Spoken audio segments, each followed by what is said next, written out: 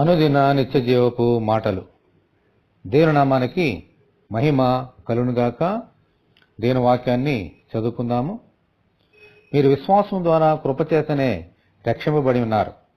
ఇది మీ వలన కలిగినది కాదు, దేవుని వరమే. అది క్రియల వలన కలిగినది కాదు గనుక ఎవడనూ అతిశయపడ వీలు లేదు.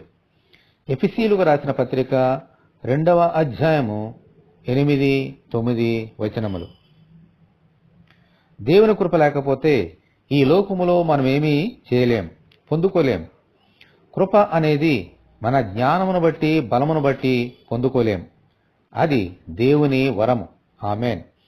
ఆయన ఇస్తేనే పొందుకోగలుగుతాం. అందుచేత ఏదైనా మన వల్ల అయినట్టు దేని యందు మనము అతిశయించకూడదు. మన దేవుని యందే అతిశయించాలి.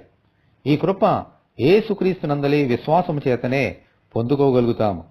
అటువంటి విశ్వాసంతో కూడిన కృపలో నడిపించమని మన ప్రభువైన యేసుక్రీస్తును ప్రార్థనలో వేడుకుందాము. ప్రభువా, నీ కృపను బట్టి దేవా మీ వందనాలు. మీ కృప చేతనే మేము రక్షింపబడి ఉన్నాము.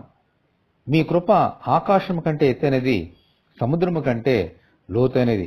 కాబట్టి నాయనా, నీ కృపను బట్టే మేము అతిశయించాలని గాని మమ్మల్ని బట్టి మేము అతిశయించకుండా మీ విశ్వాసంలో బలముగా ఎదుగునట్లుగా మీ కృప మా అందరికీ దయచేయమని, ఈ వాక్యం వింటున్న నీ బిడ్డలందరినీ దీవించమని యేసు అతి పరిశుద్ధమైన నామములో ప్రార్థన చేయుచున్నాము తండ్రి. ఆమెన్. దేవుడు మనకు తోడే ఉండునుగాక. ఆమెన్. పరిశుద్ధ దేవుని మందిరం.